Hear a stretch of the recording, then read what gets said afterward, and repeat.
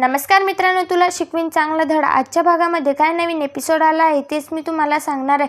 तर मित्रांनो, आपण मागच्या एपिसोडमध्ये बघितलं होतं की इरा कशा प्रकारे अधिपतीचे कान भरते. ती पैशासाठी इतक्या खालच्या थराला जाते, स्वतःच्याच बहिणीचं घर फोडायला पाहते. अधिपतीला नको ते सांगत आहे की ताई आता कमलेशशीच खूप बोलते आणि ती त्याच्याशिवाय राहू शकत नाही आणि तोही तिच्याशिवाय राहू शकत नाही, कारण ताईला तुमच्यासोबत राहायचं नाही असं काहीही ते सांगू लागते. पण अधिपतीला काही विश्वास बसत नाही आणि तो तिथून निघून जातो. आणि इथं दुर्गी ही अक्षरांच्या बाबांना काहीही बोलते आणि त्यांना ढकलून देते. तेव्हा बाबा बोलतात, अक्षरा, या घरात काही मान सन्मान नाही, संस्कार नाही, तुझ्याशी कोणीही चांगलं वागत नाही, तू इथं कशी राहणार?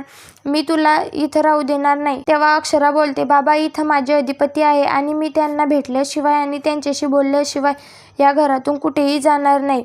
नंतर दुर्गी बाबाला काहीही बोल की त्यांची लायकी पण नाही आहे या घरात उभं राहण्याची. गरीब कुठले, पैशावाला मुलगा बघितला आणि त्यांना फसवलं.